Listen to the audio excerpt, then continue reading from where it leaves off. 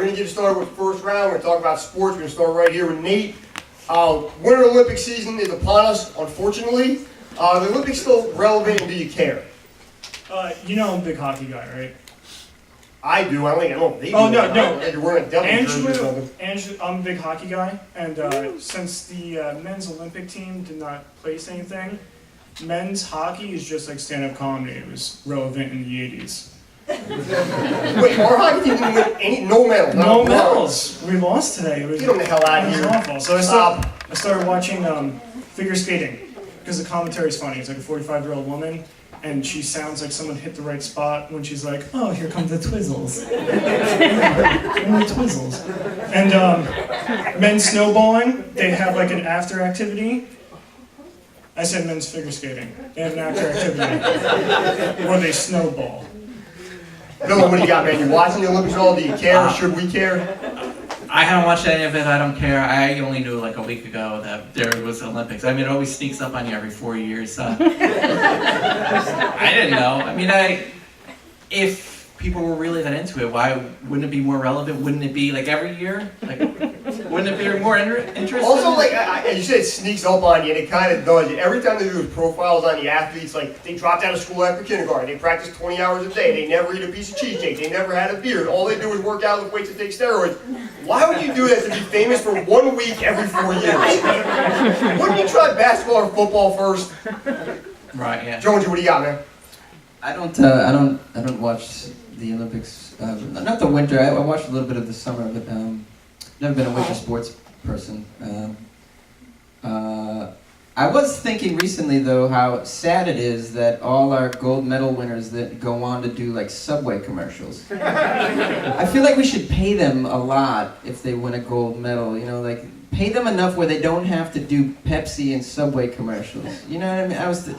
I'm a negative asshole, so this is the kind of stuff. I'm like, fucking, this guy's doing Pepsi? Can we get this? This is a disgrace.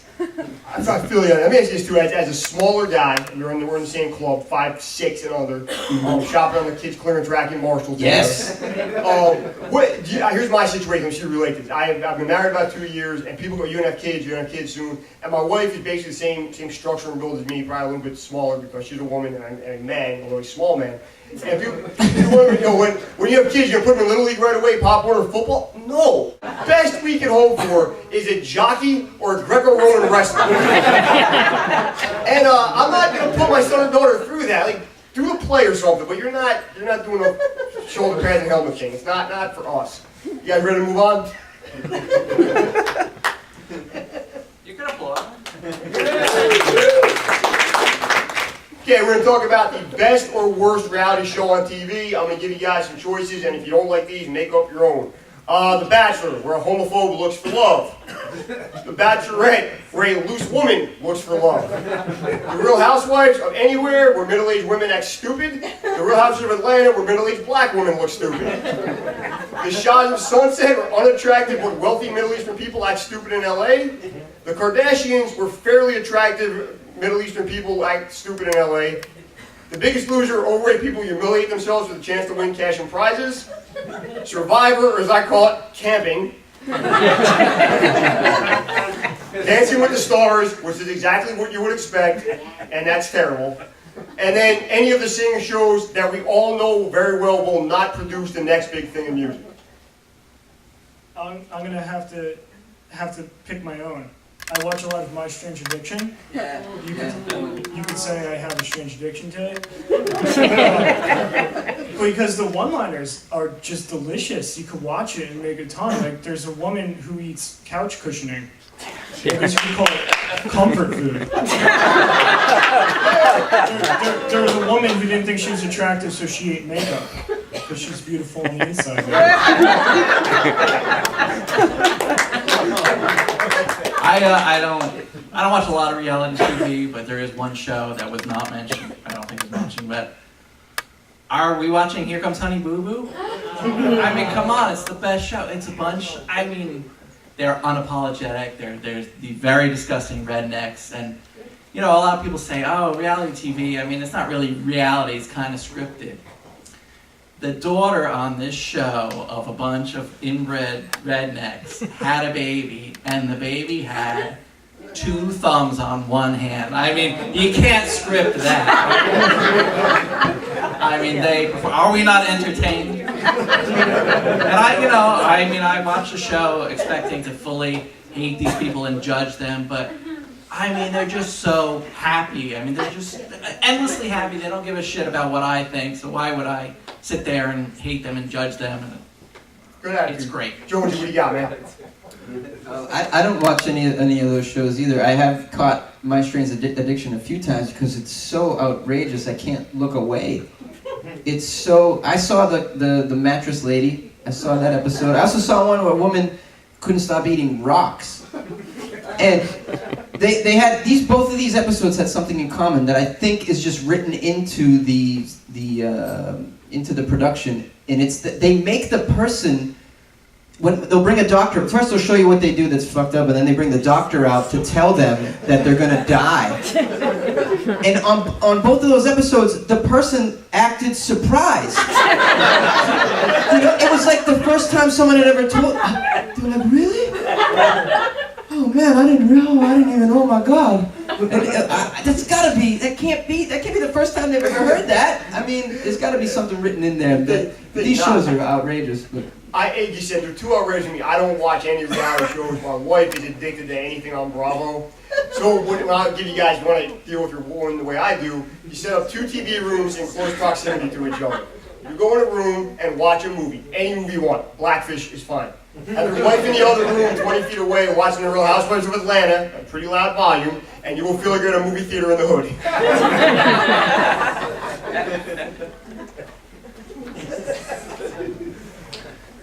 Alright, we're going to keep the movie theme going. It's award season. Oscars a couple weeks away. Do award shows still matter to us? With the way the internet is and anybody can review a movie, do we care what wins the Oscars, or are we past this? I care about the Oscars.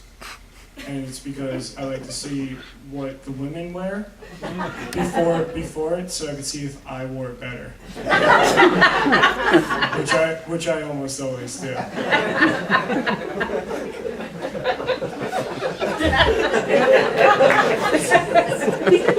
Yeah, I mean, I like the award shows because I like to be told what I'm supposed to like. I mean, really. You know, the only one of these movies I saw was Philomena. And I saw it at a movie theater very nearby, not this one. Oh, come on, man. That was cheap and has very uncomfortable seats. What's the Nike party where we Reeboks? Pass the mic. so what is the question? Are Do award shows still matter? Do you go see a movie because it wins an Oscar, or do you not care? No, that doesn't affect me at all. Because I'm of the mind that public opinion should be rejected on principle. Whatever a lot of people seem to find popular, I always find to be dull, and I always like to, my favorite movie this season was Dallas Buyers Club. I don't know if that's getting any awards, but that movie was amazing, and no one that I know is really chatting about it. Any movie where a drug dealer is a hero, that's hard to do. You know, I really love that movie. That was great. Yeah, I probably enjoyed that one as well. Yeah. My issue with award shows, I don't like to be told what to like. I don't trust people. I don't know. I don't trust people do know with recommendations about movies. I constantly get recommended movies where I'm asking the person, do you even know me? If someone's like, dude, we gotta go see Expendables 3. I'm taking you out of my phone. Move on. Okay, it's 4th round. It's time to talk about music. It's finally getting a little warmer out. All the big summer festivals have been announced. I want to know which one you guys plan to check out. I'll give you my take on a few of them. You got Coachella, which is in LA with a bunch of celebrities and rich trust fund kids hanging out, looking at bands they think they should like. You got Bonnaroo down south, the dirty hippies. You have Ultra in Miami, which is 3 days of house music, sun, and enough Molly to kill everybody in Asbury Park. You got Burning Man for people going through a midlife crisis. You got Lollapalooza, which is like the Congress of pop culture. They pick, one punk band, one rapper, one heavy metal band, put them all in one place, and it's about as effective as Congress. You got the Pitchfork Music Festival, which is 30,000 hipsters in one place, and they're actually so hipster they're disliking bands 15 minutes after they play. The band's on out, by the time the next band's after their set, yeah, I used to like those guys, but they so sold out. What do you got, guys? What do you like for the Summer Music Festival? I noticed you didn't mention Black Gospel Week, sponsored by McDonald's. It's a I'm not going to. it's a thing. I heard it on Hot 97. I want to go there because I want to know what communion's like. Like, this is my body. Consume this. And it's a chicken McNugget, and the blood of Christ is sweet tea, and at the altar they have 5 dipping sauces. It's like ranch, sweet chili, buffalo. It's like you could go to Black Gospel Month week with a hangover. Dylan, what do you got, man? What are you going to this summer? I mean, I'm a big Fish fan, and I've been to many of their shows. I mean, does anyone here like Fish? Do we? Yeah, thank you. I mean, it's a true story. I went to their Millennium Festival, which was when the New Year's where we turned 1999 into 2000, and they played all night, and it was down in Florida, and you know, I went by myself, and I was hanging out with these crazy hippie kids, and the guy next to me had his girlfriend on his shoulders, and she was topless, and it was great. And then he got tired of that, and he was like, but she still wanted to be on someone's shoulders, and he was like, hey man, does anyone want to put my girlfriend on their shoulders? And I'm like, yeah, okay. Yeah. I sheepishly, fuck yeah, I want your topless girlfriend on my shoulder. And I spent the passing of a millennium with a topless girl on my shoulders. That's right. I'm in my mid-30s. I mean, I don't really go to anything with jam in the title. Music festivals. I am going to, I'm planning on going to Burning Man this year, which isn't technically a music festival, it's a everything festival. And I plan on being the first comedian to ever do shows there. So yeah, tentative plan. So hopefully it'll work out. I got some logistics to figure out. But yeah, that's my plan. And that's the end of August. Yeah. Bringing comedy to Burning Man. Awesome. My personal favorite music festival of the summer, as my favorite because it's not happening this year, is Bamboozle Fest. Didn't we go to that 2 years ago?